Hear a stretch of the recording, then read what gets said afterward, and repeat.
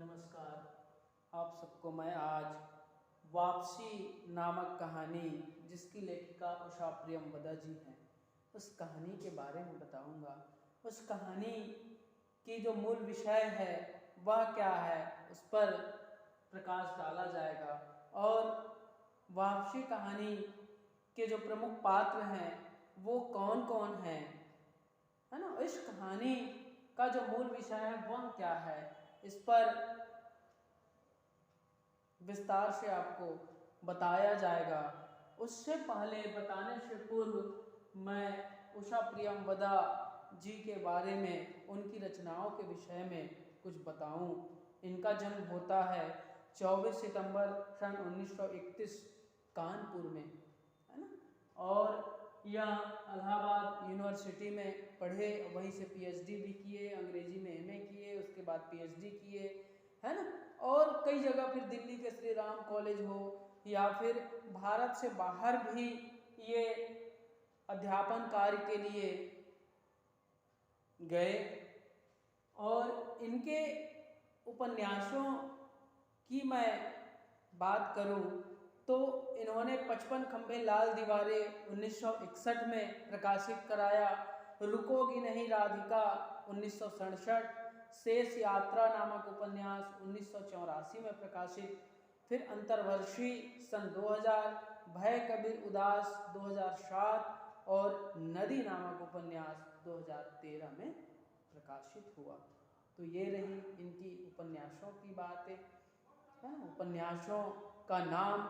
और मैं आपको इनके कहानी संग्रह, है ना, कहानी संग्रह का नाम बताऊं। जिंदगी और गुलाब के फूल 1961, फिर वसंत आया 1961, एक कोई दूसरा 1966 और कितना बड़ा झूठ नामक कथा संग्रह, कहानी संग्रह 1972 में प्रकाशित कराया। और आज हम इस कहानी की बात कर रहे हैं। इस कहानी का प्रकाशन वर्ष है 1960। अब हम बात करें वापसी कहानी, तो वापसी कहानी मूल रूप से गजाधर बाबू की कहानी है। पूरी जो कहानी है वो गजाधर बाबू के इर्द गिर्द ही घूमी है। पूरे समय के लिए सिर्फ कहानी के केंद्र में गजाधर बाबू है, चाहे कहानी का प्रारंभ हो चाहे कहानी का अंत हो। और यह कहानी आधुनिक युग के यथार्थ को दर्शाती है। आधुनिक युग में क्या चल रहा है, आधुनिक युग के लोगों की मानसिक सोच क्या है, उन चीज़ों पर यह कहानी बहुत अच्छे तरीके से, यथार्थ ढंग से प्रकाश देती है।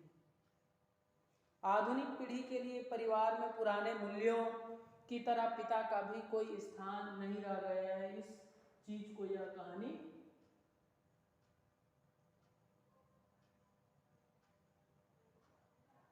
दिखाने का प्रयास करती है। और एक घर का मुखिया जो पिता होता है, तो पिता को केवल आज के आधुनिक युग में, है ना, क्या समझा जा रहा है, सिर्फ धनोपार्जन का निमित्त समझा जा रहा है ना।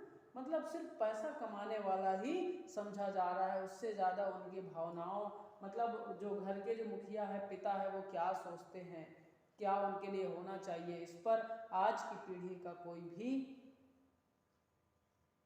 संवेदना नहीं है। पत्नी जिस व्यक्ति के अस्तित्व से मांग में सिंदूर डालने की अधिकारिणी है तथा समाज में प्रतिष्ठा भी पाती है, उसके सामने वह 2 वक्त भोजन की थाली रख देने से ही अपने सारे कर्तव्यों से छुट्टी पा जाती है ना। मतलब गजाधर बाबू की पत्नी के बारे में ये वाक्य कहा जा रहा है। क्या कहा जा रहा है कि जिस व्यक्ति के लिए एक महिला अपने मांग में सिंदूर भरती है ना, उस व्यक्ति को साथ देने के अलावा सिर्फ साथ देना छोड़कर वो क्या करती है, सिर्फ 2 वक्त की रोटी परोसना ही अपना कर्तव्य समझती है उस सिंदूर के बदले। फिर हम देखते हैं कि यह कहानी वर्तमान युग में बिखरते मध्यम वर्गीय परिवार की त्रासदी तथा मूल्यों के विघटन की समस्या पर भी प्रकाश डालती है। शहर की आधुनिकता ने जीवन के मूल्यों का विघटन कर दिया है। परस्पर के जो संबंध थे वह बिखर गए हैं। परंपराओं और रूढ़ियों से मुक्ति पाने की छटपटाहट आज के समय के लोगों में दिखाई देती है। लेकिन कहीं ना कहीं परंपरा हमें सहेजने का काम, बांधने का काम, सिखाने का काम भी करती है। तो जो जरूरी नहीं है उसे भले हम छोड़ दें, लेकिन जो बहुत जरूरी है उन परंपराओं को हमें निभाना चाहिए। तो हम बात करें इस कहानी की। रेलवे में नौकरी में थे और 35 वर्ष नौकरी करने के बाद गजाधर बाबू रिटायर हो जाते हैं और रिटायर होने के बाद अपने कमरे को छोड़ते हुए, जहां उन्होंने 35 साल बिताया, उस कमरे को छोड़ते हुए इनको दुख हो रहा है। क्यों दुख हो रहा है कि मैं इतने वर्षों से जहां रह रहा था उस जगह को छोड़ के जा रहा हूँ। गणेशी नाम का जो व्यक्ति है इनके सामानों को बांधने का काम करता है, ये गणेशी इनका नौकर है। तो नौकर से भी इनका बढ़िया सामंजस्य हो गया था, एक दूसरे के दुख और दर्द को समझते थे। लेकिन गजाधर बाबू आज 35 साल की नौकरी के बाद, रिटायर होने के बाद घर आ रहे हैं, तो उनको दुख के साथ साथ इस बात की सच्ची अनुभूति होती है, सुख इनको मिलता है कि मैं अपने परिवार से मिलने जा रहा हूँ, परिवार के पास रहने के लिए जा रहा हूँ। तो वो इस 35 साल की नौकरी के गम को, दुख को भूल जाता है और वह यहाँ अपने घर जाने की खुशी में बहुत प्रसन्न हो जाते हैं। लेकिन जैसे ही घर पहुँचते हैं तो घर का जो वातावरण है वो बहुत सही नहीं रहता गजाधर बाबू की दृष्टि से। तो चाहे उनकी पत्नी की बात करें, उनका जो बेटा वैवाहिक जीवन काट रहा, उनका बेटा अमर और उनकी बहू अर्थात अमर की पत्नी और उनका छोटा बेटा नरेंद्र और बसंती, यह सब भी इनसे कोई लगाव नहीं रखता। जब भी ये कुछ कहते तो लोग इनकी बातों से क्रोधित हो जाते। और वहीं हम देखते हैं कि गजाधर बाबू अपने ही घर में एक असहाय की तरह जीवन व्यतीत कर रहे हैं। और असहाय की तरह जीवन व्यतीत करने के साथ ही साथ हम देखते हैं कि लगातार ये अपने घर में ही अपने आप को अपमानित महसूस करते हैं और इतना कुछ समय के बाद ही यह अपने घर से ऊब जाते हैं और घर के लोग इनसे ऊब जाते हैं। तो वहाँ किसी प्रकार की जो प्रेम की भावना है वह दिखाई नहीं देता। और फिर और अपनी जो इनकी पत्नी है वह भी इनकी भावनाओं, इनके जो भावनाएं हैं, इनकी जो भावनाओं को वो समझ नहीं पाती और अपने पुत्र, पुत्री और बहू के साथ ही वह गृहस्थ संभाल रही है और अपनी बेटी और बहू को ना कहकर खाना खुद ही बना लेती है।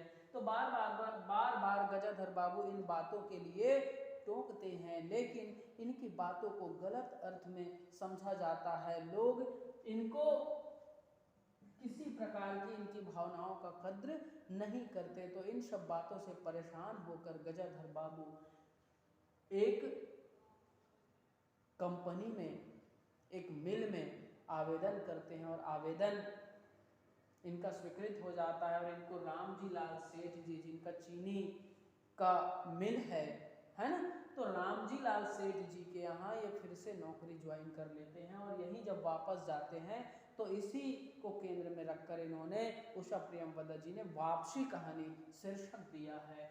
तो जब ये जाते हैं तो घर में सब बहुत खुश हो जाते हैं, यहाँ तक कि ये अपनी पत्नी को कहते हैं कि चलिए मेरे साथ, तो वह जाने से मना कर देती है और लगातार वह इनके सामानों को पैक करने का, है ना, इनके बोरिया बिस्तर बांधने का काम करती है और बहुत प्रसन्न हो जाते हैं पूरे घर के लोग। लेकिन मन ही मन गजाधर बाबू कितने दुखी हुए हैं, इस बात को आप सोचिए है ना।